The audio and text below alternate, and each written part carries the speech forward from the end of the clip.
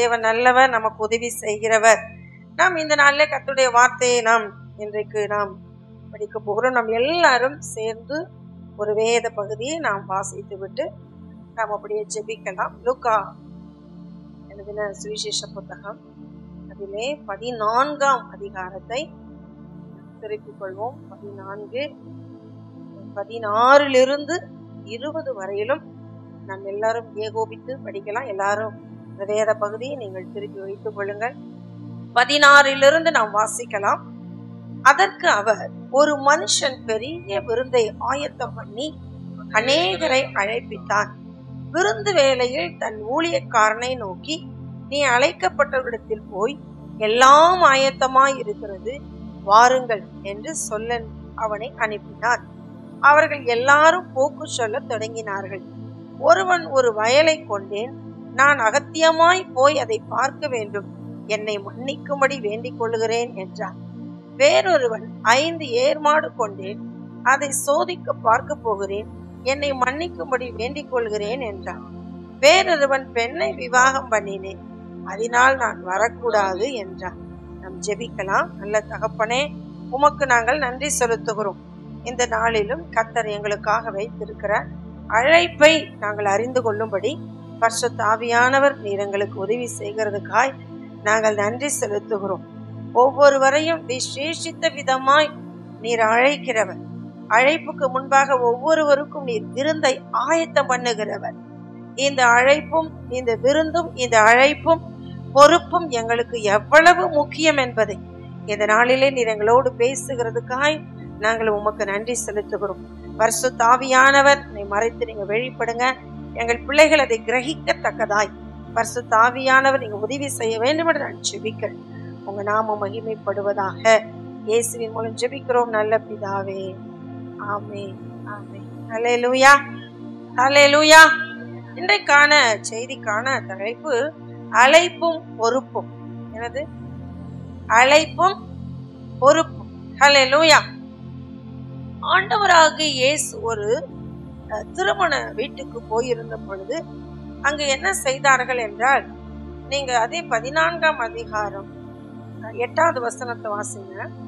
ஒருவனால் கல்யாணத்துக்கு நீ அழைக்கப்பட்டிருக்கும் போது பந்தியில் முதன்மையான இடத்தில் உட்காராது. உன்னிலும் கனமுள்ளவன் ஒருவேளை அவனால் அழைக்கப்பட்டிருப்பான். அப்பொழுது உன்னையும் அவனையும் அழைத்தவன் உன்னிடத்தில் வந்து, இவருக்கு இடம் கொடு என்பான்.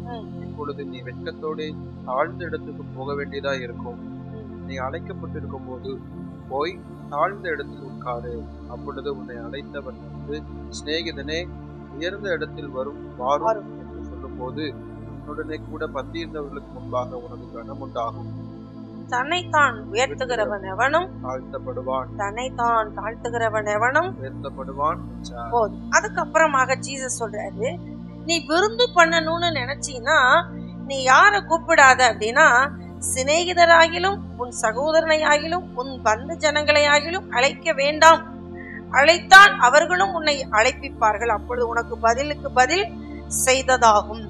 நீ விருந்துண்ணும் போது ஏழைகளையும் ஊனரையும் சப்பானிகளையும் குருடரையும் அழைப்பாயாக அப்படின்னு ஒரு செய்தியை கல்யாண வீட்டிலே என்ன பண்ணுகிறார், சொல்லுகிறார். ஹல்லேலூயா. நீங்க இங்க நல்லா கவனிங்க, சின்ன பிள்ளைங்க கவனிங்க. என்ன அப்படின்னா, இந்த அழைப்பை ஏற்று ஒரு மனிதன் விருந்து கொடுக்கிறான்.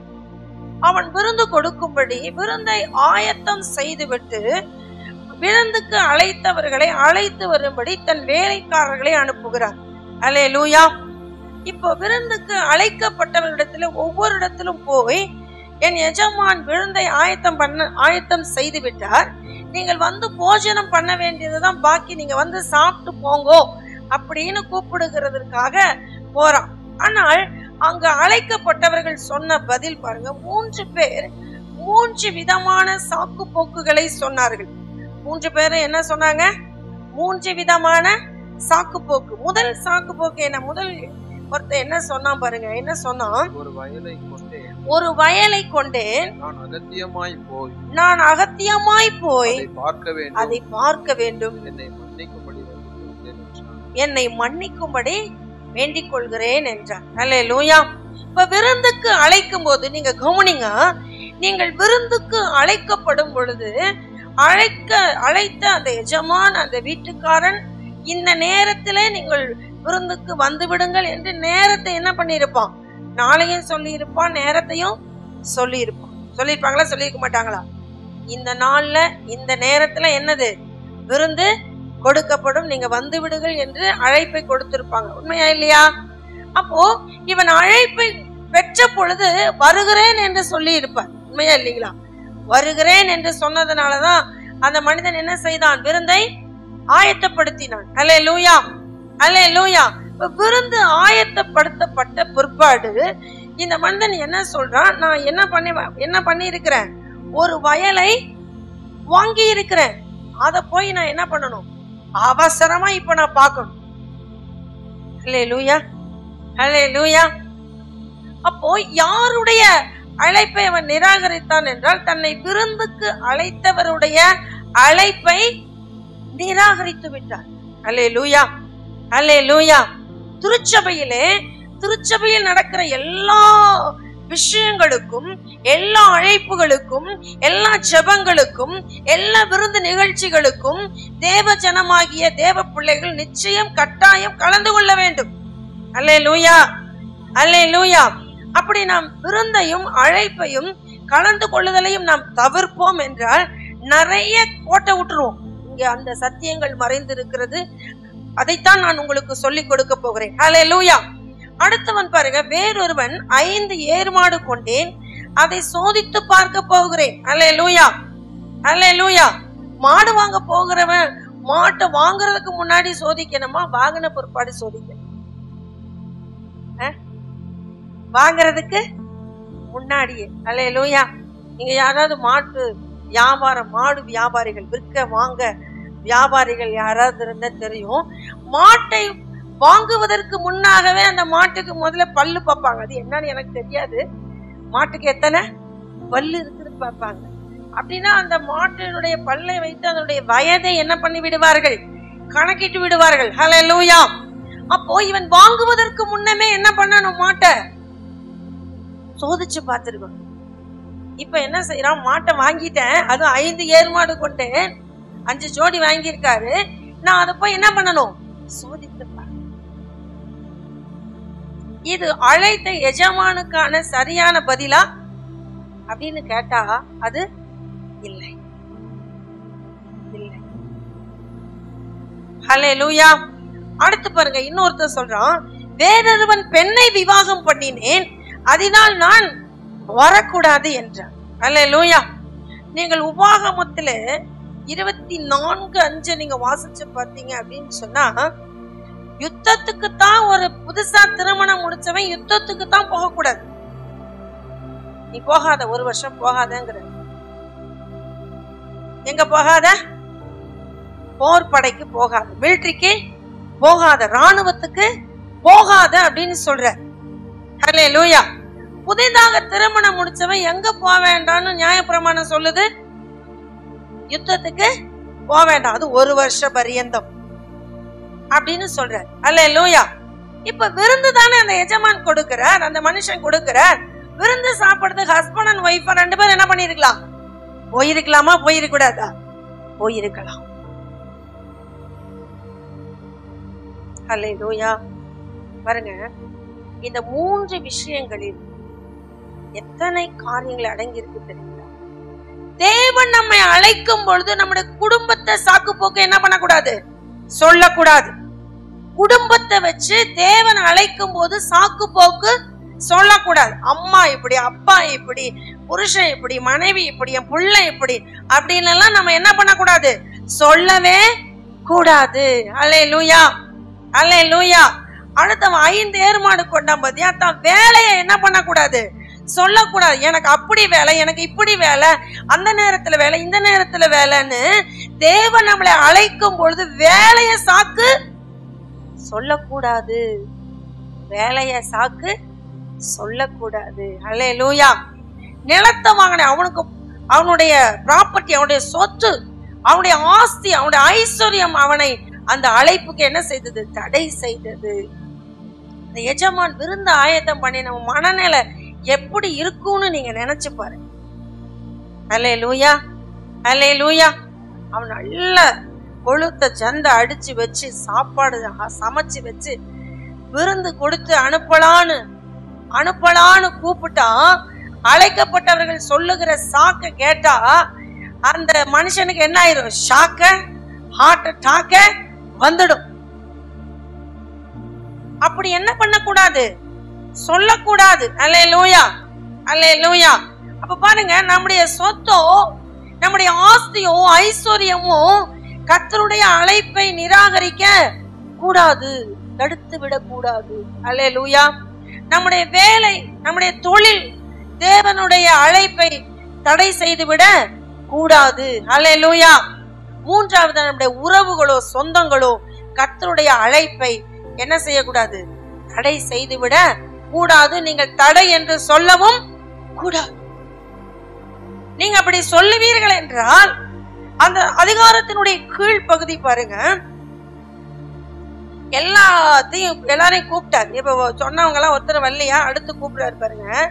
அப்பொழுது வீட்டு எஜமான் 21வது வசனம், கோபமடைந்து தன் ஊழியக்காரனை நோக்கி, நீ பட்டணத்தின் தெருக்களிலும் வீதிகளிலும் சீக்கிரமாய் போய் ஏழைகளையும் ஊனரையும் சப்பானிகளையும் குருடரையும் கூட்டிக் கொண்டு வா என்றார். அல்லேலூயா. அவன் ஊழியக்காரன் போய் கூப்பிட்டோம். அப்படி கூப்பிட்டு வந்தா அந்த எல்லாரும் வந்துட்டாங்க. சப்பானி, ஊனர், ஏழை எல்லாரும் என்ன பண்ணிட்டாங்க? வந்துட்டாங்க. ஆனால் அந்த எஜமான் செய்த, அந்த மனுஷன் செய்த விருந்துக்கான விருந்தும் அதிகமா இருக்கு, இடமும் அதிகமா இருக்கு, இன்னும் காலி இடம் இருக்கு. என்ன பண்ணலாம் அப்படின்னோன்னு அந்த எஜமான் அந்த வேலைக்காரனை பார்த்து சொல்றான், அடுத்த ஒரு அழைப்பு பாருங்க, நீ பெருவழிகளிலும் வேலிகள் அருகிலும் போய் என் வீடு நிறையும்படியாக ஜனங்களை உள்ளே வரும்படி வாருந்தி கூட்டிக் கொண்டு வா. அல்லேலூயா, அல்லேலூயா. பாருங்க, அழைக்கப்பட்டவர்கள் தங்கள் அழைப்பை நிராகரிக்கும் பொழுது அந்த ஸ்தானத்திற்கு கர்த்தர் எங்க இருந்து கூப்பிட்டாரா? கடைசியா பெருவழிகளிலும் வேலிகள் அறிவிலும் இருந்தவர்களை கூப்பிட்டு விருந்த சாலைக்குள்ள விருந்து கூப்பிட்டு கொடுக்கும் போது சொல்றாரு, அதுதான் ரொம்ப மகா வேதனையான ஒரு விஷயம். என்னன்னா, அழைக்கப்பட்டிருந்த அந்த மனுஷரில் ஒருவனாகிலும் என் விருந்தை ருசி பார்ப்பதில்லை என்று உங்களுக்கு சொல்லுகிறேன் என்றார். அல்லேலூயா, அல்லேலூயா. தேவன் நம்மளை அழைக்கும் பொழுது நிறைய பேர் பாருங்க, இப்ப ஒரு அழைப்பு விடுத்தோம், ஞான ஸ்நானம் எடுங்க அழைப்பு விடுத்தோம், எடுக்க மாட்டோம், அடுத்த முறை பார்க்கலாம். இது நம்ம மனுஷன் சொல்ற மாதிரி நினைக்கிறாங்க அழைப்ப. ஆனால் கர்த்தரே அந்த அழைப்பை விடுக்கிறார் என்பதை மனிதர்களுக்கு என்ன பண்ண மாட்டேங்குது? உணர மாட்டேங்கிறாங்க. அல்லேலூயா, அல்லேலூயா. தப்பு, தவறு. கர்த்தர் உங்களை அழைத்து உங்களுக்கு ஒரு பொறுப்பை, உங்களுடைய கீழ்ப்படிதலை காணும்படி ஒரு காரியத்தை சொல்கிறார் என்றால் அதற்கு நீங்களும் நானும் என்ன பண்ணணும்? கீழ்ப்படியணும். அல்லேலூயா, அல்லேலூயா. அப்படி நீங்கள் கீழ்ப்படிய மறுக்கும் பொழுது நிறைய பிரச்சனைகளை நாம் என்ன பண்ணுவோம்? சந்திப்போம். ராஜாவுக்கு என்ன வரும்? கோபம் வரும். ஜீசஸ்க்கு என்ன வரும்? கோபம் வரும். அல்லேலூயா. அவர் சொல்லிட்டாரு, நீங்க ஒருத்தன் கூட அதை சாப்பிட முடியாது அப்படின்னா என்ன பண்ணிருப்பாரு தெரியுங்களா? வாசலை அடைச்சிருப்பாரு. என்ன பண்ணிட்டாரு? வாசலை அடைச்சிருப்பாரு. கர்த்தர் திறந்த வாசலை யாரும் என்ன பண்ண முடியாது? அடைக்க முடியாது. அதே மாதிரி கர்த்தர் அடைச்ச வாசலை யாரும், அங்கதான் நம்ம ரொம்ப ஜாக்கிரதையா இருக்கணும். கர்த்தர் வாசலை அடைக்கிறதுக்கு முன்னாடி எங்க வந்துடணும்? அழைப்புக்கு இணங்கி வந்துவிட வேண்டும். அது ரொம்ப முக்கியம். ஹல்லேலூயா, ஹல்லேலூயா. அப்ப தேவன் நம்மள பாருங்க, ஒரு காரியத்தை நமக்காக கொடுக்கும்படி தேவன் எப்படி அழைக்கிறார் அப்படின்னா, விருந்து கொடுத்து அழைக்கிறாராம். எப்படி அழைக்கிறாரு? விருந்து கொடுத்து அழைக்கிறார். ஹல்லேலூயா. பாருங்க, அழைக்கப்பட்டவர்கள் சாக்கு போக்கு சொன்னார்கள். எதற்காக அழைத்தார்? அவங்கள எதுக்குமா கூப்பிட்டாரு? சாப்பிட கூப்பிட்டாரு. பக்கத்துல பார்த்துக்கங்க, எப்படி கூப்பிட்டாரு? 5 லட்சம் குடுன்னு கேட்டாரா? 1 கோடி குடுன்னு கேட்டாரா?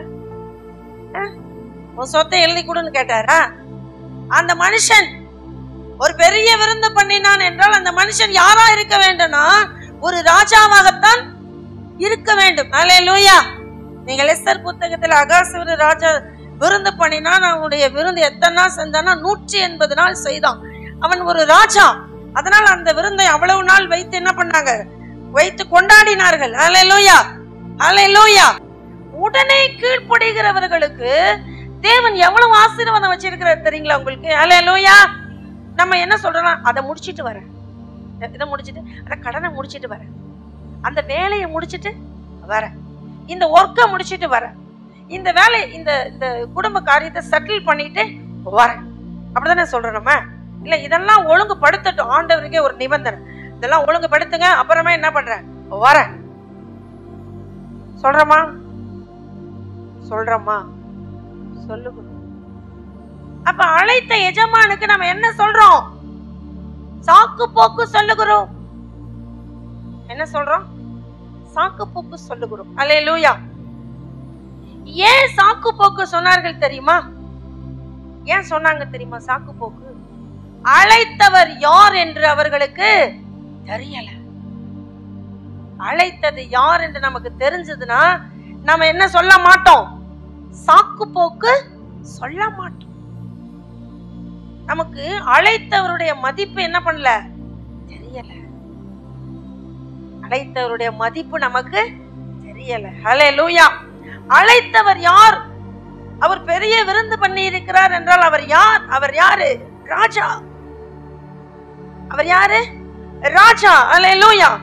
இந்த சத்தியத்தினுடைய விளக்கம் என்னன்னா, நம்முடைய பிதாவாகிய தேவன் நம்முடைய குமாரனாகிய இயேசுவை சிலுவையிலே கொன்று அவருடைய ரத்தத்தினாலே மீட்கப்பட்டு நம்ம எல்லாரையும் அவருடைய பந்திக்கு என்ன பண்றாருன்னா விருந்துக்கு அழைப்பு விடுக்கிறார்.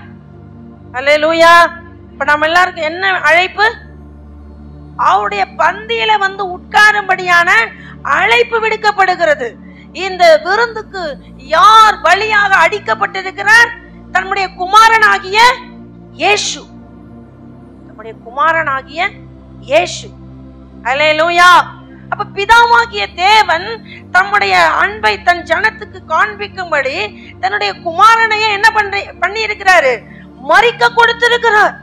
அப்ப பிதாவாகிய தேவன் தம் பிள்ளைகள் மேல் நம்மேல் வைத்த அன்பை என்ன பண்ணி இருக்கிறாரு? குமாரனை மரிக்க கொடுத்து விளங்க பண்ணி இருக்கிறார். நிறைய பேருக்கு இந்த பிதாவாகிய தேவனுடைய அன்பு என்ன பண்றது இல்ல, விளங்குறதே இல்லை. ராஜாதி ராஜாதான் நம்முடைய விருந்துக்கு அழைக்கிறார் என்று நமக்கு என்ன பண்றல, விளங்கவே இல்லை. அல்லேலூயா, அல்லேலூயா. குமாரனை ஒப்பு கொடுத்துட்டு தான் சொல்றாரு, நீங்க எல்லாம் என்ன பண்ணுங்க, விருந்துக்கு வந்துடுங்க, உங்களுக்கான அழைப்பை நான் விடுக்கிறேன், நீங்க எல்லாம் என்ன பண்ணுங்க, ஒரு பெரிய விருந்து பண்ணி இருக்கிறேன், நமக்கு விருந்து ஆயத்தம் பண்ணப்பட்டு இருக்கிறதா அப்படின்னா மத்திய ஆகாயத்துல என்ன பண்ணப்பட்டிருக்கிறது? விருந்து ஆயத்தப்படுத்தப்பட்டு கொண்டு இருக்கிறது. அல்லேலூயா. அங்கு போகணும்னா இங்கு அவருடைய ராபோஜன பந்திக்கு என்ன பண்ணணும்? நாம உட்காரணும். மூலிகை ஸ்நானம் எடுத்தாதான் இங்க ராபோஜன பந்தி. மூலிகை ஸ்நானம் எடுத்தும் இன்னும் நம்ம பந்தியில உட்கார மாட்டேங்கிறோம். ஏன்? நம்ம அழைத்த தேவனுடைய மதிப்பு நமக்கு என்ன பண்ணல, தெரியல, தெரியல. அதனாலதான் நம்ம என்ன பண்றோம்னா, நம்மை அழைத்த தேவனுடைய அழைப்புக்கு என்ன சொல்றோம்னா சாக்கு போக்கு சொல்லுகிறோம். என்ன சொல்றோம்? சாக்கு போக்கு சொல்லுகிறோம். சாக்கு போக்கு சொல்வீங்க, சொல்லுவீங்க. இந்த நிகழ்ச்சிக்கு அப்புறமா அதே 14ஆம் அதிகாரத்துல நம்ம வாசிச்சோம்னு சொன்னா 25ல பாருங்க, பின்பு அநேக ஜனங்கள் அவரோடு கூட பிரயாணமாய் போகையில் அவர்களிடமாய் அவர் திரும்பி பார்த்து, யாதொருவன் என்னிடத்தில் வந்து தன் தகப்பனையும் தாயும் மனைவியையும் பிள்ளைகளையும் சகோதரரையும் சகோதரிகளையும் தன் ஜீவனையும் வெறுக்காவிட்டால் எனக்கு சீசனா இருக்க மாட்டான். தன் சிலுவை எடுத்து சுமந்து கொண்டு எனக்கு பின் செல்லாதவன் எனக்கு சீசனா இருக்க மாட்டான். ஹல்லேலூயா.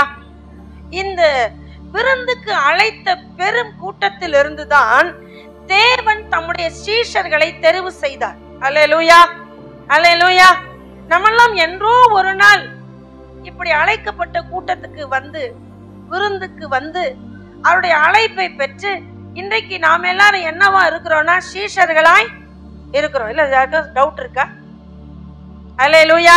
ஒரு விசுவாசிக்கு குருவை பற்றி தெரியாது, ஆனால் ஒரு சீஷனுக்கு குருவை பற்றி தெரியும், தெரிந்திருக்க வேண்டும். இந்த அழைப்பு, இந்த விருந்துக்கு அழைப்பு கொடுத்து ஆண்டவர் என்ன எதிர்பார்த்து இந்த விருந்துக்கு அழைப்பு கொடுக்கிறார் என்றால், ஒரு விசுவாச புள்ள சும்மா சாப்பிட்டு போறதுக்கு இல்ல, தன்னுடைய எஜமான், தன்னுடைய குரு என்ன செய்கிறார் என்பதை கவனிக்கிறவனாய், அவரை பின்தொடர்கிறவனாய் இருக்க வேண்டும், அதை கற்றுக்கொள்ள வேண்டும் என்பதற்காகத்தான் அந்த பெருங்கூட்டத்துல ஒரு சிலருக்கு அழைப்பு விடுத்தார். அல்லேலூயா. அங்க வசனம் சொல்லுகிறது, என்னிடத்தில் வந்து தன் தகப்பனையும் தாயும் மனைவியும் பிள்ளையும் சகோதரனையும் சகோதரிகளையும் தன் ஜீவனையும் வெறுக்காவிட்டால் எனக்கு சீஷனா இருக்க மாட்டான். அல்லேலூயா, அல்லேலூயா. ஆண்டவர் பாருங்க, ஒரு பெரிய திரள் கூட்ட மக்களுக்கு விருந்து கொடுத்துட்டு அடுத்து அங்க இருந்து எதிர்பார்க்கிறது என்னன்னா, தன்னை பின்பற்றுகிற ஒரு சீஷர் கூட்டத்தை. அவர் யார் தெரியுமா? இந்த உலகத்தின் உறவுகளை எல்லாம் விட்டுட்டு நீர்தான் வேணும்னு நிக்கிறாங்க பாருங்க, அவர்கள் தான் யாரு? சீஷர்கள். சத்தமா சொல்லுங்க, யாரு? நல்ல சத்தமா சொல்லுங்க, யாரு? சீஷர்கள். அல்லேலூயா. அது மாத்திரம், தன் சிலுவையை சுமந்து கொண்டு எனக்கு பின் செல்லாதவன் எனக்கு சீஷன் அல்ல. இந்த உலகத்துல சிலர் பாருங்க ஓன்னு அழுகுவாங்க, ஏன்னா ரொம்ப கஷ்டம்னு சொல்லுவாங்க. அல்லேலூயா. நாம சொல்லுவோம், நீ இங்க அழுகிறதுக்கு இயேசுவிடத்துல வந்து அழுதா கூட ஏதாவது என்னது உண்டு? புண்ணியம் உண்டு. சும்மா ஏன் இப்படி அழுகிறேன்னு நம்மளும் சொல்லி பார்ப்போம். அவங்க நம்ம கிட்ட மட்டும்தான் அழுகுவாங்க, ஜீசஸ் கிட்ட வந்து என்ன பண்ண மாட்டாங்க, அழுக மாட்டாங்க. இதுல சிலுவையை சுமந்துகிட்டு வர்றது. இயேசுவை ஏற்றுக்கொண்டது நிமித்தம் வெறுக்கப்படுகிற, இயேசுவை ஏற்றுக்கொண்டது நிமித்தம் துன்பத்தை அனுபவிக்கிற, இயேசுவை ஏற்றுக்கொண்டது நிமித்தம் புறக்கணிக்கப்படுகிறவர்கள் தான் சிலுவையை சுமந்து கொண்டு போகிறவர்கள். அல்லேலூயா, அல்லேலூயா. அதனால நாமே தப்பு பண்ணி நாமளே வம்ப விலைக்கு வாங்கி சண்டையை போட்டு காயப்படுத்தி வியாதியை வருத்தி வாங்கிக்கிட்டு நான் சிலுவை சுமக்கிறேன்னு என்ன பண்ணக்கூடாது, சொல்லக்கூடாது. சுமக்கிற சிலுவை அது சிலுவைதானான்னு உங்களுக்கு தெரிஞ்சிருக்கணும். கிறிஸ்துவுக்காகத்தான் இந்த பாடு அனுபவிக்கிறனான்னு நீங்க தெளிவா இருக்கணும். சுய இச்சையின்படி இழுக்கப்பட்டு சோதிக்கப்பட்டு நான் ஆண்டவருக்காக சிலுவை சுமக்கிறேன்னு நீங்களும் நானும் என்ன பண்ணிடக்கூடாது, ஏமாந்து போயிட கூடாது. அல்லேலூயா. கிறிஸ்துவுக்காக நாம் பாடு அனுபவிக்கிறவர்களாக இருந்தாதான் ஜீசஸ்க்காக யாரு? சிலுவை சுமக்கிற சீஷர்கள். அல்லேலூயா, அல்லேலூயா. இப்ப பாருங்க, நான் உங்களுக்கு சொல்லுகிறேன், ஒருவேளை இந்த விருந்துக்கு அழைக்கப்பட்ட இந்த கூட்டத்துக்கு அழைக்கப்பட்ட விடுப்பு வேணா, அழைப்பு வேணா சிறுசா இருக்கலாம். அல்லேலூயா. ஆனால் அவர்களுக்கு கொடுத்த பொறுப்பு பெரியது. நல்லா சொல்லுங்க, அழைப்பு சிறியது, பொறுப்பு பெரியது. ஹல்லேலூயா, ஹல்லேலூயா.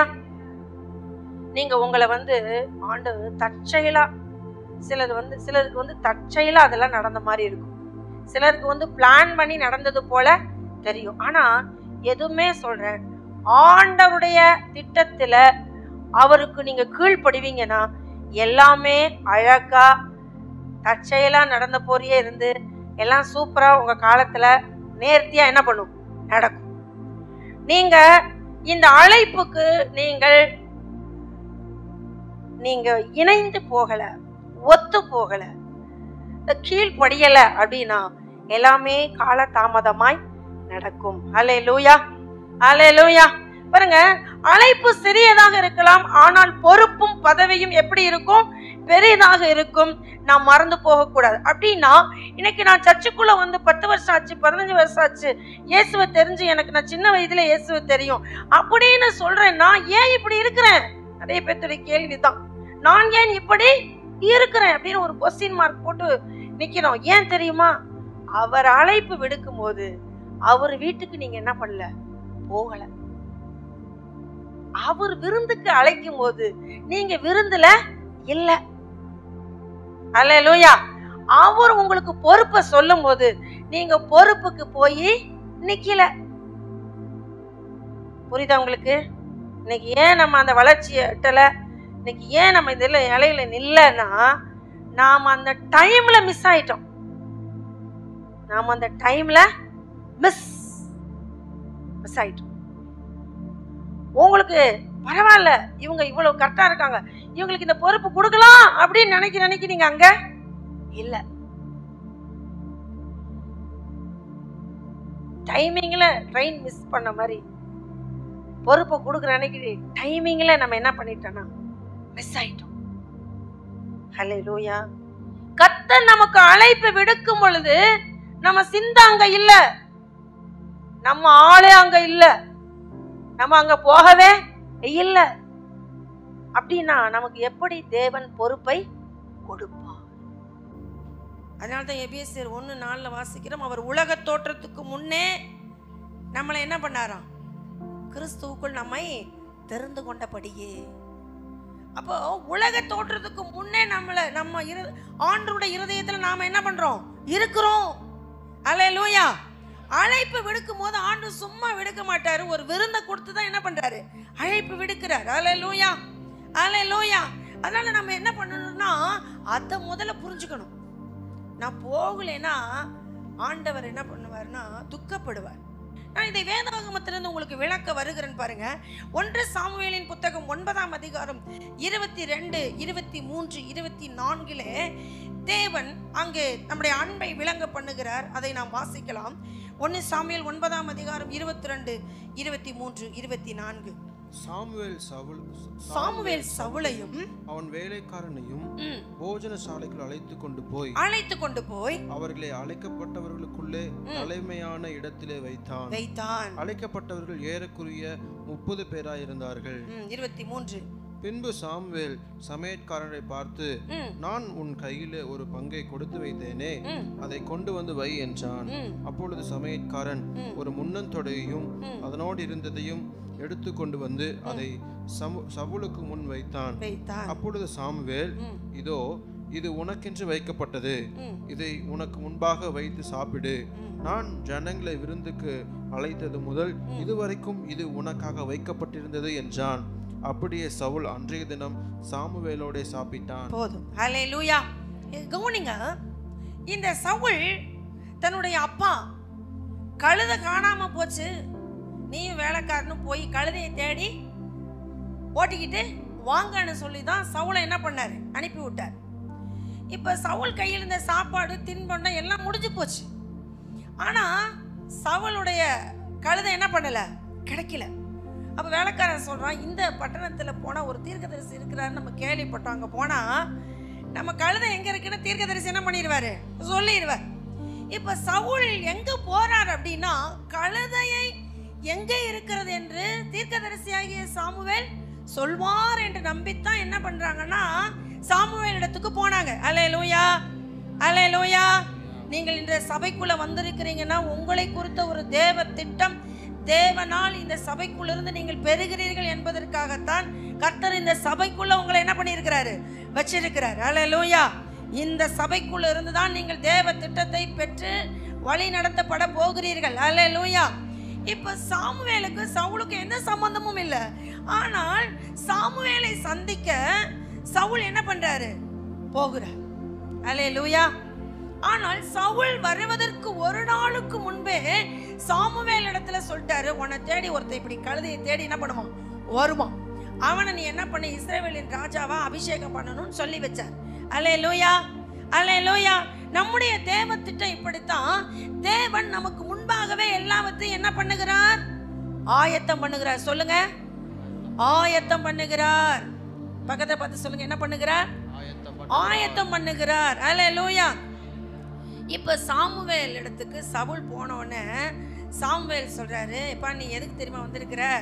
கழுதையை தேடி வந்தது என்னமோ, நீ கழுதையை தேடி வந்ததா என்ன பண்ணிருக்கலாம், நினைச்சிருக்கலாம். ஆனா நீ கழுதையை தேடி வரல, உன் மேல ஒரு தேவ திட்டம் என்ன பண்ணுது இருக்குது, அதை நீ இப்ப நிறைவேற்றும்படிதான் இங்க வந்திருக்கிற.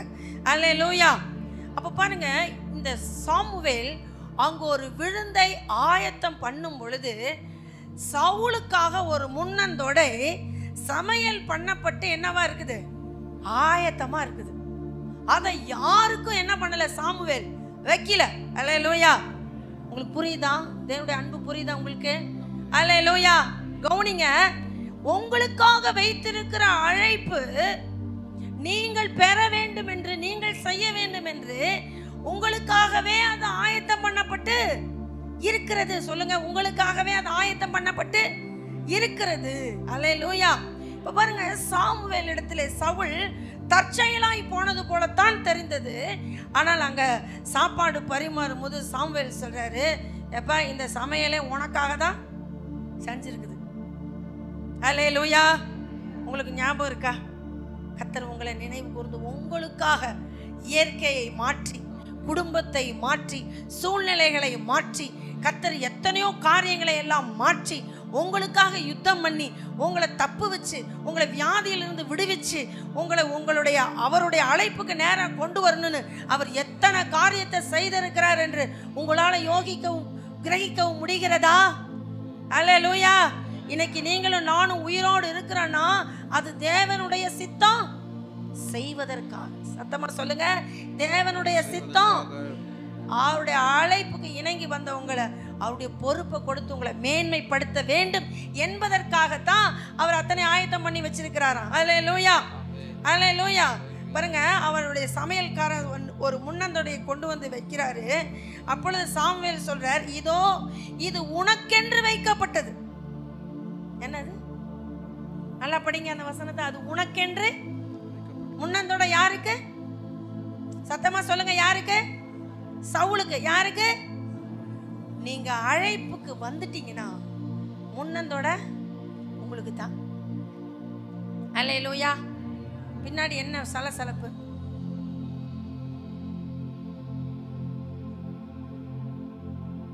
அழைப்புக்கு இணங்கி நீங்கள் வருவீர்கள் என்றால் உங்களுக்கு தான் என்னது? முன்னந்தொடை. அழைப்புக்கு இணங்கி விருந்துக்கு வரல அப்படின்னா உங்களுக்கு முன்னந்தொடையும் இல்லை, பொறுப்பும் இல்லை, பருப்பும் இல்லை, ஒண்ணும் இல்லை. ஓடிப்போ அப்படின்னு அனுப்பிவிட்டுருவேன். அதனால நீங்க என்ன பண்ணணும்னா அழைப்புக்கு இணங்கி வந்துவிட வேண்டும். சபையில நீங்க இருக்கிறீங்கன்னா உங்களுக்குன்னு ஒரு பொறுப்பு இருக்கணும். உங்களுக்குன்னு ஒரு பொறுப்பை நீங்க தேடி கண்டுபிடிச்சு என்ன பண்ணணும்? செய்யணும். அல்லேலூயா. இப்ப சாமுவேல் குறித்து, சவுலை குறித்து சாமுவேல் சொல்றாரு, இது உனக்காகவே என்ன பண்ணப்பட்டிருந்தது? வைக்கப்பட்டிருந்தது. அல்லேலூயா. சவுலுக்கு ஏன் இந்த விருந்துக்கான அழைப்பு தெரியுங்களா? அவன் மேல் தேவன் வைத்த பொறுப்பு தான் அதுக்கு காரணம். அவன் இனி சமஸ்த இஸ்ரவேலுக்கு என்னவாகணும்? ராஜாவாக வேண்டும். யாரு? சவுல். சமஸ்த இஸ்ரவேலுக்கு என்னது? ஆனா சாமுவேல் எங்கேயாவது நீ தான் இனிமே ராஜான்னு சொன்னாரா? சாமுவேலே சொல்லல. தைல குப்பி எடுத்து அபிஷேகம் பண்ணி விட்டு அனுப்பி விட்ட. அல்லேலூயா. உங்க மேல தேவனுடைய அபிஷேகம் வந்திருக்குதுன்னா உங்களுக்கு என்ன இருக்குதுன்னு அர்த்தம்? பொறுப்பு இருக்குதுன்னு அர்த்தம். அல்லேலூயா. அபிஷேகம் பெற்ற நாம கையை தட்டி பாட்டு பாடிட்டு அல்லேலூயான்னு 2 குதி குதிச்சுட்டு போறதுக்கு இல்லை உங்களுக்கு அபிஷேகம். அல்லேலூயா. அந்த அபிஷேகத்தை பயன்படுத்தி தேவனுடைய பொறுப்பை நிறைவேற்ற வேண்டும் என்பதற்காகத்தான் அந்த அபிஷேகத்தை கர்த்தர் என்ன பண்றாரு? செய்கிறார். அல்லேலூயா. அதனால்தான் 1 சாமுவேல் 10:1 சாமுவேல் சவுலை என்ன பண்ணாராம்? அபிஷேகம் செய்தார் என்று வேதத்தில் வாசிக்கிறோம். அப்ப அழைப்பு சிறுசுதான். சாப்பாடு தான் கூப்பிட்டார். சவுல், உனக்காக செய்யப்பட்டிருக்க விருந்தை என்ன பண்ணு? சாப்பிடு. அடுத்த நாள் காலையில போகும்போது சொல்லி விடுறாரு, இப்போ இப்படி எல்லாம் எதிர்ந்து பார்ப்ப, இதெல்லாம் உனக்கு அடையாளம். என்ன ஆகிறதுக்கு? ராஜாவாகிறதுக்கு உனக்கு இதெல்லாம் அடையாளம் என்று சொல்லி அனுப்புகிறார். காலம் வந்த பொழுது சவுல் இஸ்ரவேலில் என்ன வந்தார்? ராஜாவாய் மாறினார். அல்லேலூயா. அல்லேலூயா. கர்த்தர் பாருங்க, ஒரு விருந்துக்கு நம்மளை அழைத்துதான் நம்முடைய பொறுப்பை நம்ம கையில கொடுக்கிறார். உன்ன மனசுல ஞாபகமா வச்சுக்கோங்க, அழைப்புக்கு நீங்கள் விருந்துக்கு வந்தா மட்டும்தான் பொறுப்பு உங்களுக்கு கொடுக்கப்படும். சாமுவேல் அழைப்புக்கு சவுல் இணங்கி விருந்து சாப்பிட்டதுனாலதான் ராஜா அபிஷேகம். அல்லேலூயா. அல்லேலூயா. 2வதா பாருங்க, ரூத் புத்தகத்திலே 1ஆம் அதிகாரம் 6வது வசனத்திலே நகோமிக்கு ஒரு அழைப்பு விடுக்கப்பட்டது. அது என்ன அப்படின்னு சொன்னா, நகோமிக்காக பாருங்க 1:6 கர்த்தர் நம்முடைய ஜனங்களை சந்தித்து அவர்களுக்கு ஆகாரம் அருளினார் என்று அவள் மோவாப் தேசத்திலே கேள்விப்பட்டு தன் மருமகளோடு கூட மோவாப் தேசத்திலிருந்து திரும்பி வரும்படி எழுந்து தன் 2 மருமகளோடும் கூட தான் இருந்த ஸ்தலத்தை விட்டு புறப்பட்டாள். யூதா தேசத்துக்குள் திரும்பி போக அவர்கள் வழிநடக்கையில் போதும். பெத்லகேம்ல இருந்து ஒரு அழைப்பு விடுக்கப்படுகிறது. நகோமி, நீ பஞ்சத்துக்காக தான் எங்க போன? மோவாப் தேசம் போன. இப்ப பெத்லகேமிலேயே நம்முடைய தேவன் நமக்கு ஆகாரம் அருளி வருகிறார். என்ன அருளி வருகிறார்? நல்லா சொல்லுங்க, என்ன அருளி வருகிறார்? ஆகாரம் அருளி வருகிறார். அப்படின்னா இப்ப பெத்லகேம்ல விருந்து நடக்குது. பெத்லகேம்ல ஒரு நாளும் அப்பத்துக்கு என்ன இல்ல, குறைவு இல்ல. நீ ஏன் மோவாப் தேசத்துல இருக்கிற? பெத்லகேமுக்கு வா அப்படிங்கறத அந்த அழைப்பு. அல்லேலூயா. இப்ப நகோமி தன்னுடைய அழைப்பு, தன் கிராமம், தன் பட்டணம் அழைக்கிற அழைப்புக்கு இணங்கி நகோமி பிரயாணம் புறப்படுகிறாங்க. எங்கிருந்து? மோவாப் தேசத்திலிருந்து. அல்லேலூயா. இப்ப நகோமியோடு புறப்பட்டு வர்றதுக்கு யார் இருக்கிறான்னா, அவருடைய பெரிய மருமகளும் சின்ன மருமகளும் தான் இருக்கிறாங்க. அல்லேலூயா. ரூத்து ஓர்பாலும் தான் இருக்கிறாங்க. இப்ப நகோமி சொல்றாங்க, மருமகளே, நான் என் ஊருக்கு என்ன பண்றேன்? திரும்பி போறேன். இங்க வந்து என் புருஷனை இழந்துட்டேன், 2 பசங்களையும் நான் இழந்துட்டேன். ஆனா இனிமே நான் இழக்கிறதுக்கு நீங்க 2 பேர் தான் இருக்கிறீங்க. நீங்க 2 பேரும் இழந்துடக்கூடாது. நீங்க உங்க தகப்பன் வீட்டுக்கு போயிடுங்கோ. அல்லேலூயா. நான் என் ஊருக்கு என்ன பண்றேன்? போகிறேன் என்று அவள் தன் அழைப்பை சொன்ன பொழுது ரூத் சொன்னா, என்ன சொன்னா தெரியுங்களா? அதே அதிகாரத்துல 14வது வசனத்துல நான் வாசிச்சோன்னா, அப்பொழுது அவர்கள் சத்தமிட்டு அதிகமாய் அழுதார். 2 பேர் அழுதாங்க. ஓர்பாள் தன் மாமியை முத்தமிட்டு போனாள். ரூத்தோ அவளை விடாமல் பற்றி கொண்டாள். அல்லேலூயா. அழைப்பு வந்தது என்னமோ நகோமிக்கு தான். ஆனால் ரூத் என்ன பண்ண? அந்த அழைப்பை பற்றி கொண்டாள். அல்லேலூயா. எனக்கு விடுக்கலைங்க இந்த அழைப்பு, நான் எப்படி போறது? உன் வீட்டுக்கு அழைப்பு வந்திருக்குதா? அப்ப நீ என்ன பண்ணு? போ. அல்லேலூயா. அல்லேலூயா. இது என் தகப்பனுக்கு தான். நிறைய பேர் பிள்ளைங்க சொல்றாங்கல்ல, ஊழியக்கார பிள்ளைங்க சொல்றாங்க, என்னன்னு சொல்லி, அப்பா நீ தான் தெரியாதனமா இந்த ஊழியத்துக்கு என்ன பண்ணிட்ட? வந்துட்ட. அம்மா நீ தான் தெரியாதனமா இந்த ஊழியத்துக்கு வந்துட்ட, நாங்களும் வர முடியாது அப்படின்னு சொல்ற நிறைய ஊழியக்காரருடைய பிள்ளைகளுக்கு ஒருவேளை இந்த செய்தி கேட்கப்படுவார்களா என்னமோ எனக்கு தெரியல. அப்படி நினைக்கிற பிள்ளைகளுக்கு நான் சொல்றேன், உன் தகப்பனை தேவன் அழைத்திருந்தால், உன் தாயை தேவன் அழைத்திருந்தால், நீ லேவி கோத்திரம், நீ எங்க வரணும்? கர்த்தருடைய ஊழியத்துக்கு வரணும். நகோமி தான் ஊருக்கு போறான். இப்ப நகோமி சொந்தக்காரிங்க இந்த 2 பேரும் ரூத்தும் ஓர்பாலும் எங்க போகணும்? பெத்லகேமுக்கு போகணும். அல்லேலூயா. அல்லேலூயா. அப்ப நம்முடைய வீட்டாருக்கு அழைப்புனா நமக்கும் தான் அந்த அழைப்பு. குடும்பத்துக்கு ஒரு அழைப்பு விடுக்கப்பட்டிருக்கிறது, ஊழிய அழைப்பு விடுக்கப்பட்டிருக்கிறது என்றால் அதை நாம் அங்கீகரித்து கொள்ள வேண்டும். ஓர்பாலுக்கு அது விளங்கல, போயிட்டா. ஆனால் ரூத்துக்கு அது விளங்கினது. அல்லேலூயா. பாருங்க, அப்ப புறப்பட்டு வரும்போது ரூத்துக்கு எதுவுமே தெரியாது. ஒண்ணே ஒண்ணு தெரியும், மாமியை மட்டும் தெரியும். மாமி ஊர் பெத்லகேம்னு மட்டும் தெரியும். அவ்வளவுதான். இது தெரிஞ்சா போதும். உங்களை அழைச்சது உங்க தேவன் உங்களுக்கு தெரிஞ்சா போதும். உங்களை அழைச்ச தேவன் உண்மையுள்ளவர்னு நீங்க தெரிஞ்சா போதும். அல்லேலூயா. அது போதும். உங்களை நடத்துறதுக்கு அவர் என்னவா இருக்கிறாரு? வல்லவரா இருக்கிறார். அல்லேலூயா. அல்லேலூயா. பாருங்க, இந்த ரூத்தை நீங்க பாத்தீங்கன்னா, ரூத் மோவாப் தேசத்து பெண். அல்லேலூயா. 10 சந்ததிக்கு தள்ளி வைக்கப்பட்ட ஒரு சந்ததி தான் என்னது? மோவாபினம். அல்லேலூயா. மோவாபினமும் அம்மோனியனமும் இஸ்ரவேலில் 10 தலைமுறைக்கு தள்ளி வைக்கப்பட்டவர்கள். ஆனால் அவர்களுக்குத்தான் இந்த அழைப்பு வருகிறது. அல்லேலூயா. அல்லேலூயா. தேவன் நம்மளை அழைக்கும் போது நம்மளை பெற்றோரை பார்க்க மாட்டார், நம்முடைய குடும்பத்தை பார்க்க மாட்டார், நம்முடைய செல்வத்தை என்ன பண்ண மாட்டாரு? பார்க்க மாட்டார். நம்ம படிப்பையோ பதவியையோ பார்க்க மாட்டார். நீ யாரு, அழகா இருக்கிறியா, குட்டையா இருக்கிறியா, நெட்டையா இருக்கிறியா, குண்டா இருக்கிறியா, ஒல்லியா இருக்கிறியா, உன் பேக்ரவுண்ட் என்ன, எதையுமே தேவன் பார்க்க மாட்டார். அல்லேலூயா. ஒன்னே ஒண்ணுதான், நான் உன்னை கூப்பிடுறேன், நீ என்னை பின்பற்றி வருவியா? வா. அவ்வளவுதான். அதுதான் என்னது? அழைப்பு. இப்ப நகோமிக்கு அழைப்பு. ரூத் வந்தா, ஆசீர்வதிக்கப்பட்டது யார் தெரியுங்களா? ரூத். ஹல்லேலூயா. எனக்கு பொருள் வேணும், நகை வேணும், வீடு வேணும், ஆஸ்தி வேணும், அந்தஸ்து வேணும், அப்படி வேணும், இப்படி வேணும். இதெல்லாம் எதுக்கு? இதெல்லாம் நம்மளை நரகத்துக்கு கொண்டு போய் தெரியுங்களா உங்களுக்கு? அவருக்குன்னு ஒண்ணு வேணும்னா அவருடைய மனவாட்டியாகிய திருச்சபையை கிறிஸ்துவுக்காக ஆயத்தப்படுத்தணும். அந்த வேலையை செய்யுங்க. நீங்களும் நான் அதை செய்யும்படி அழைப்பு விடுக்கப்படுகிறோம். அல்லேலூயா. என்னை தனியா பேர் சொல்லி கூப்பிடல, அப்படிலாம் நீங்க சொல்லாதீங்க. நம்மளையெல்லாம் பேர் சொல்லி கூப்பிட்டு போகணும்னு நினைக்காதீங்க. அழிந்து போகிற ஆத்துமாக்களை நம்ம பார்க்கும் பொழுது நம்முடைய உள்ள சொல்லணும், நான் வருகிறேன். யார் எனது காரியமாய் போவான் என்று கேட்ட கேள்விக்கு ஏசாயா சொல்கிறார், இதோ நான் வருகிறேன், என்னை அனுப்பும். அல்லேலூயா. அப்படி சொல்லணும் நீங்க. அல்லேலூயா. நொண்டி சாக்கு சொல்லவே கூடாது. ரூத் அந்த அழைப்பை ஏற்றுக்கொண்டார். அழைப்பு சிறியதுதான்.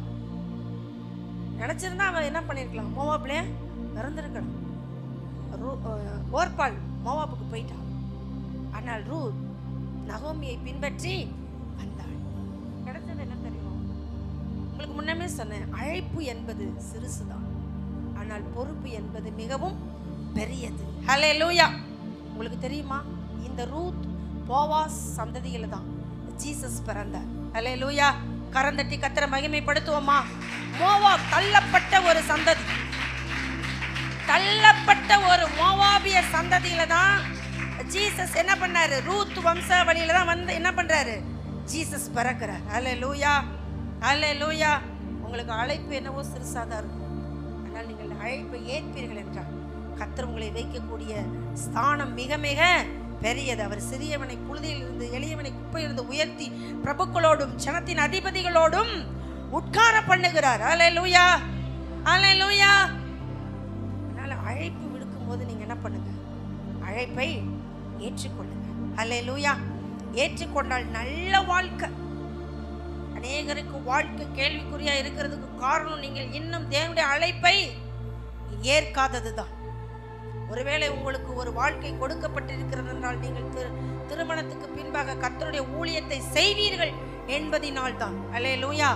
ரூத்துக்கு கொடுக்கப்பட்ட அழைப்பு, நீ போவாச போய் கல்யாணம் முடி. 80 வயதாகி திருமணம் ஆகாம பெத்லஹேம்ல இருக்கிற போவாசை கல்யாணம் முடி. உன் சந்ததியில தான் யார் வரப்போகிறா? ஜீசஸ் வரப்போகிறார். ரூத் ஒரு இளம் விதவை, ஆனால் போவாச ஒரு முதிர்ந்த ஒரு மனிதன் பெத்லஹேமில். அல்லேலூயா. அவள் எதையுமே எதிர்பேசல. இந்த வயோதிபனை ஒரு திருமணம் முடிப்பதா என்றெல்லாம் ரூத் பேசவே இல்லை. அல்லேலூயா. தேவ சித்தத்துக்கு தன்னை அர்ப்பணித்தாள். கர்த்தர் அவருடைய வாழ்க்கையில தான் இயேசு கிறிஸ்துவை என்ன பண்ணாரு? ராஜாவாக கொடுத்தார். அல்லேலூயா. அல்லேலூயா. கர்த்தர் நல்லவர். அல்லேலூயா. கர்த்தர் பெரிய காரியங்களை செய்யும்படி நம்மளை அழைப்பு விடுக்கிறார். ஒருவேளை உங்கள் வாழ்க்கை கேள்விக்குறியா இருக்கும் என்றால் கர்த்தருடைய ஊழியத்துக்கென்று உங்களை அர்ப்பணிங்க. உங்க வாழ்க்கை எல்லா தடைகளையும் நீக்கி எல்லாம் ஏற்ற காலத்துல சூப்பரா சரியா என்ன பண்ணுவாரு? செய்வார். அல்லேலூயா. ரூத்துக்கு ஒரு ஏற்ற போவாசை கர்த்தர் வைத்திருந்தார்.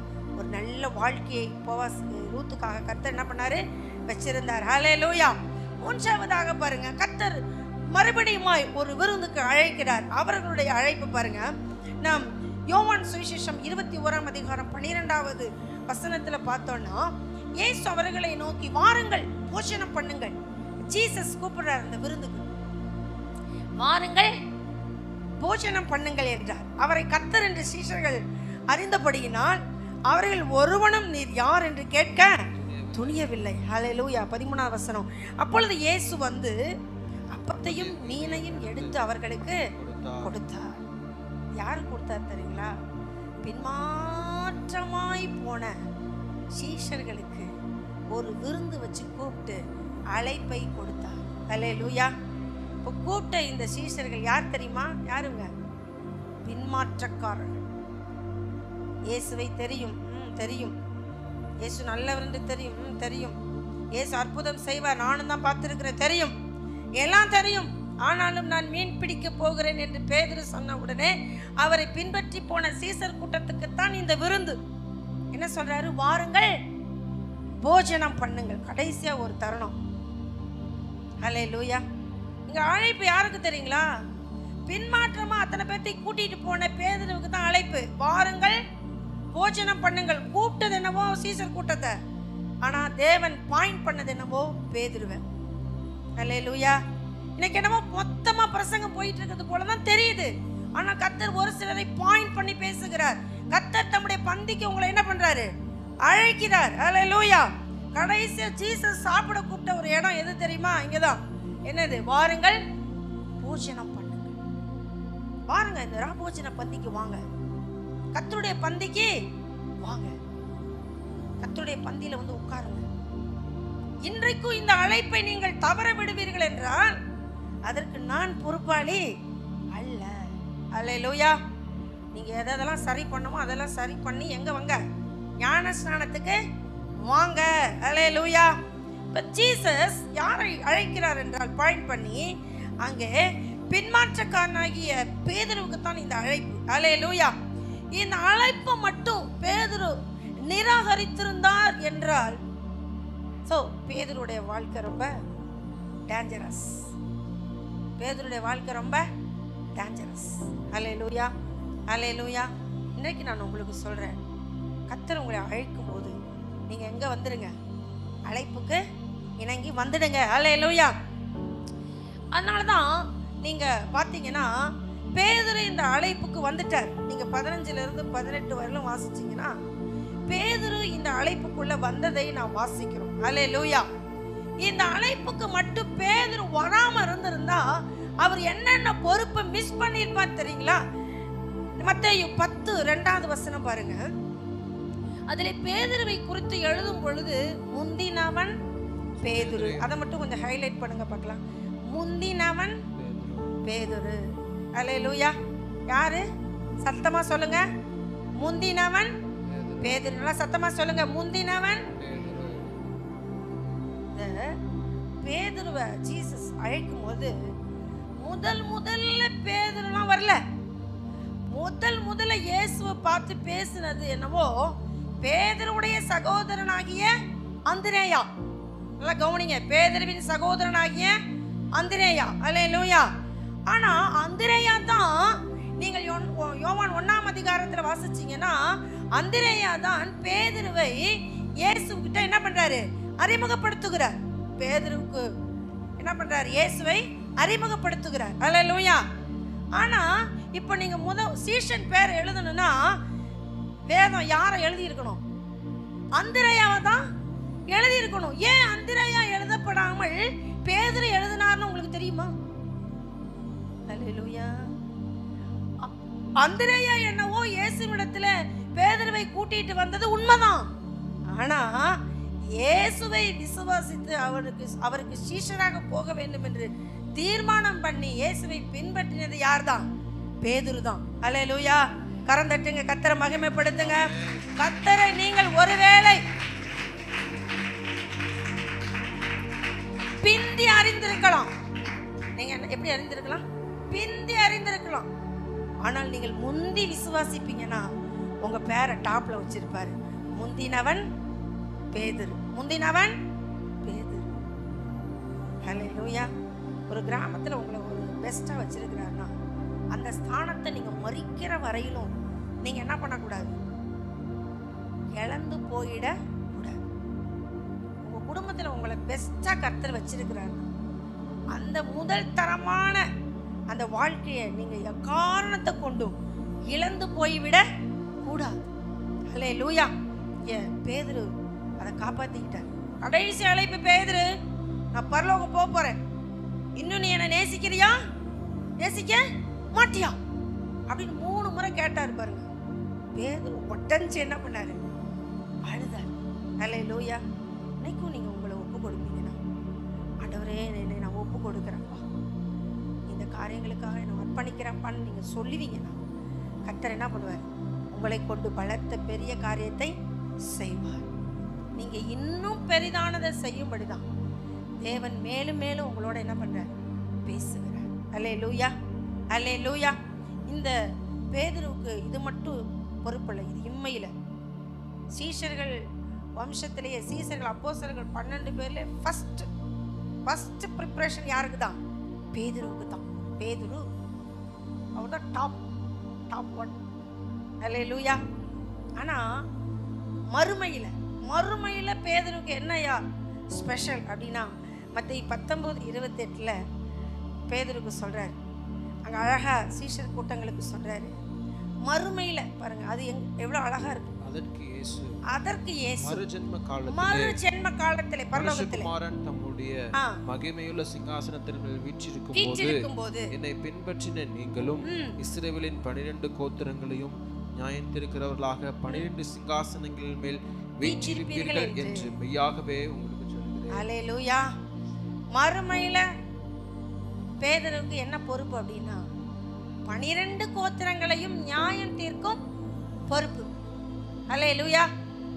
இப்போ 24 மூப்பர்கள் பிதாவாகிய தேவனுடைய சிங்காசனத்தை சுற்றி இப்படி 12 பேர் உட்கார்ந்துருக்காங்க. அந்த 12 பேரில் ஒருவர் யாரு? அந்த மொத்த 24 பேர்ல ஒருவர் யாரு? பேதுரு. அல்லேலூயா.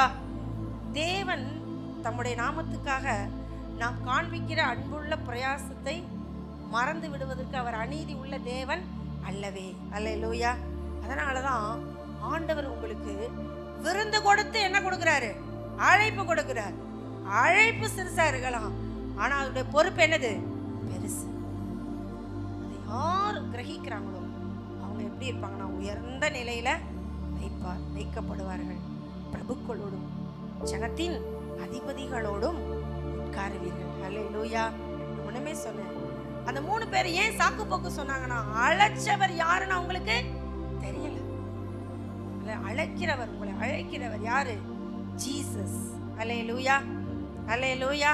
நான் பார்த்தோம், சாமுவேல் சவுலுக்காக ஒரு விருந்தை ஆயத்தம் பண்ணினார். அல்லேலூயா. நகோமி ரூத்துக்காக தேசத்தில் மீண்டும் தேவன் என்ன பண்ணார்? ஆகாரம் அருளினார். அல்லேலூயா. மூன்றாவதாக பின்மாறி போன சீஷர்களுக்கு மீண்டும் தன்னுடைய அன்பை காண்பிக்கும்படி அப்பத்தையும் பொரித்த மீன் கண்டங்களையும் வச்சுக்கிட்டு என்ன சொன்னார்? வாருங்கள் போஜனம் பண்ணுங்கள் என்று அழைத்தார். அல்லேலூயா. அழைப்பு சிறுசா இருக்கலாம், அற்பமா இருக்கலாம், ஆனா அழைப்புக்கு பின்பாடு கர்த்தர் உங்களுக்கு வைத்திருக்கிற பொறுப்பு பெருசு. பொறுப்பு பெருசுங்கிறவங்களாம் அல்லேலூயா.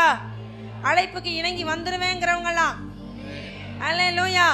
இனி சாக்கு போக்கே சொல்ல மாட்டேன்னு சொல்றவங்களாம் செய்வீங்களா? கண்களை மூடுவோம், ஜெபிப்போம். எங்களை நேசிக்கிற எங்கள் அன்பின் நல்ல தகப்பனே, ஆசீர்வதிக்கப்பட்டதான் இந்த மன மகிழ்ச்சி நல்ல ஆராதனை நாளுக்காய் நன்றி செலுத்துகிறோம்ப்பா. கர்த்தர் 2000 ஆண்டுகளுக்கு முன்பாக அப்பா சிலுவையில் எங்களுக்காக நீங்கள் அடிக்கப்பட்டீர் ஆண்டவரே. அப்பா எங்களை நீங்கள் தெரிந்து கொண்டீர் ஆண்டவரே. அப்பா உலக தோற்றத்துக்கு முன்பே அப்பா ராஜாவே நீர் எங்களை தெரிந்து கொண்டீர். நாங்கள் இப்படி இந்த காரியங்களை அப்பா இந்த ஊழியங்களை நாங்கள் உமக்காய் செய்ய வேண்டும் என்பதை அப்பா உலக தோற்றத்துக்கு முன்பே எங்களுக்காக அப்பா சுத்தர் நீங்கள் நியமித்ததை அப்பா அறிந்து கொள்ளுகிற கிருபையை கர்த்தர் நீர் எங்களுக்கு தந்தருளுங்க ஆண்டவரே. அப்பா நாங்கள் அழைக்கப்பட்ட அழைப்புக்கு ஒருவேளை அபாத்திரவான்களாய் நடந்து கொண்டு இருக்கலாம், ஒருவேளை அதை மறந்து போயிருக்கலாம், ஒருவேளை அதை விட்டு விலகி ஓடி இருக்கலாம்ப்பா, ஒருவேளை அதை ஏற்றுக்கொள்ளுகிற மனப்பான்மை மனப்பக்குவம் எங்களுக்கு இல்லாமல் இருந்திருக்கலாம்ப்பா. அப்பா தகப்பன், இன்றைக்கு இந்த வார்த்தையின் மூலம் கர்த்தர் நீர் எங்களோடு நீர் பேசி இருக்கிறீர். அதற்காக நாங்கள் நன்றி செலுத்துகிறோம்ப்பா. அப்பா நாங்கள் பேதுருவை குறித்து நாங்கள் தியானிக்கும் பொழுது அப்பா சுத்திரம் ஒரு பேதுரு அப்படி தான் ஓடுனாம்ப்பா. அப்பா மீண்டுமாய் மீன் பிடிக்க போகிறோம் என்று ஓடுனாம்ப்பா. ஆனால் கர்த்தர் மீண்டுமாய் கர்த்தர் அவனை நீங்கள் அழைத்தீங்க. அப்போ உடைய அன்பை அவனுக்கு நீங்கள் காண்பித்தீங்க. அவன் தன்னை அர்ப்பணித்து அப்பா முதன்மையானவனாய் அப்பா சுத்திரம் அநேகருக்கு முன்பாய் அப்பா நீங்கள் அவரை உயர்த்தி வைத்தீங்க ஆண்டவரே. பரலோகத்தில் அப்பா நியாயம் விசாரிக்கிறவர்களை கர்த்தரை உயர்த்தி வைத்தீங்க ஆண்டவரே. அந்த கிருபையை கர்த்தர் இன்றைக்கு எங்களுக்கு நீங்கள் தந்தள்ளும்படி நாங்கள் ஜெபிக்கிறோம்ப்பா. அப்பா அந்த நம்முடைய அன்பில் அப்பா நாங்கள் வளர எங்களுக்கு நீங்கள் உதவி செய்யுங்க அப்பா. அதை நாங்கள் அப்பா உங்களுடைய அழைப்பை நாங்கள் ஏற்றுக்கொண்டு உங்களுடைய ராஜ்யத்துக்காய் உங்களுடைய ஊழியத்திற்காய் சேவை செய்கிறவர்களாய் இன்றைக்கு எங்களை நாங்கள் அர்ப்பணிக்கிறோம்ப்பா.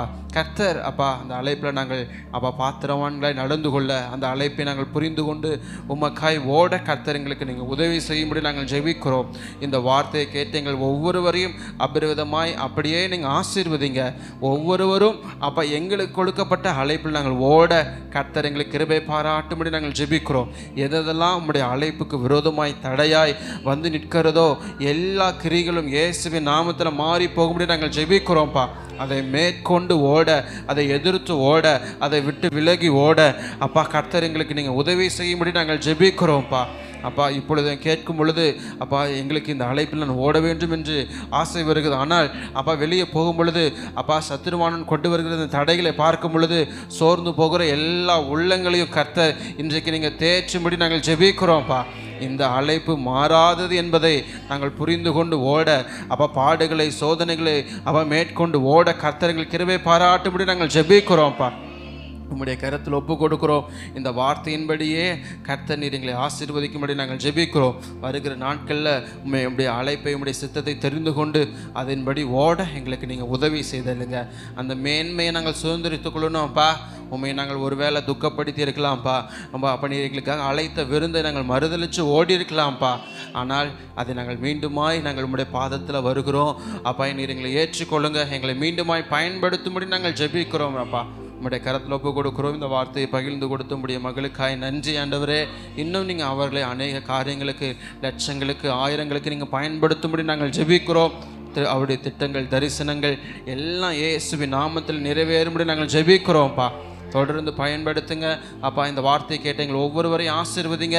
இந்த வாரம் முழுதும் கர்த்தருடைய கரம் கூட இருந்து சகல காரியத்தில் எங்களை நேர்த்தியாய் நடத்தும்படி நாங்கள் ஜெபிக்கிறோம்ப்பா. நன்மையான ஈவுகளை எங்களுக்காக அருளுகிறவர். இந்த வாரம் முழுதும் நீர் எங்களை நடத்தும்படி நாங்கள் ஜெபிக்கிறோம். எல்லா ஆபத்துகளுக்கு நாச மோசங்களுக்கு விபத்துகளுக்கு விக்கினங்களுக்கு அப்பா சத்ருவின் சகல தந்திரங்களுக்கு எங்களை விலக்கி நீங்கள் பாதுகாத்து கொள்ளுங்க ஆண்டவரே. பாவங்களுக்கு விலக்கி பாதுகாத்து கொள்ளுங்க ஆண்டவரே. உம்மை விட்டு பிரிக்கிற எந்த கிரியைகளுக்கும் செயல்களுக்கும் கர்த்தர் எங்களை விலக்கி நீங்கள் பாதுகாத்து கொள்ளும்படி நாங்கள் ஜெபிக்கிறோம்ப்பா. தொடர்ந்து நீங்கள் நடத்தும்படி நாங்கள் ஜெபிக்கிறோம். ஆசீர்வதிங்க. இந்த அப்பா வருகிற வாரங்கள் விடுமுறை நாட்களாக இருக்கிறபடினால எங்கள் பிள்ளைகளுடைய பிரயாணங்களை பாதுகாத்து கொள்ளுங்க. அவர்கள் எங்கே செல்லுகிறார்கள் உடைய கடன் கூட இருந்து வழிநடத்தட்டும். அப்பா உம்முடைய கரத்தில் பிள்ளைகளை நாங்கள் ஆசீர்வதித்து நாங்கள் ஜெபிக்கிறோம். எந்த சேதங்களும் அணுகாதபடி பாதுகாத்து கொள்ளுங்க. நல்ல வேலை வாய்ப்புகளை கொடுத்து நீங்கள் ஆசீர்வதிங்க. படிக்கிற பிள்ளைகளுக்கு நல்ல ஞானத்தை கொடுக்கும்படி நாங்கள் ஜெபிக்கிறோம்.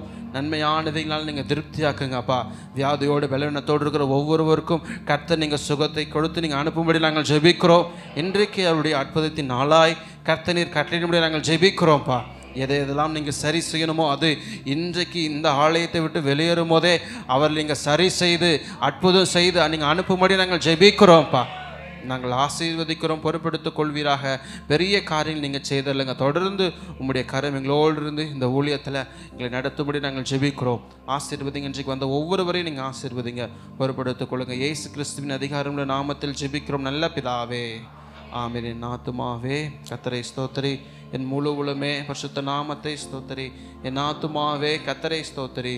கர்த்தர் செய்த சகல உபகாரங்களிலும் மறவாதே. ஆமென். ஹல்லேலூயா, ஹல்லேலூயா, ஹல்லேலூயா. கர்த்தர் தாமே ஒவ்வொருவரையும் ஆசீர்வதிப்பாராக.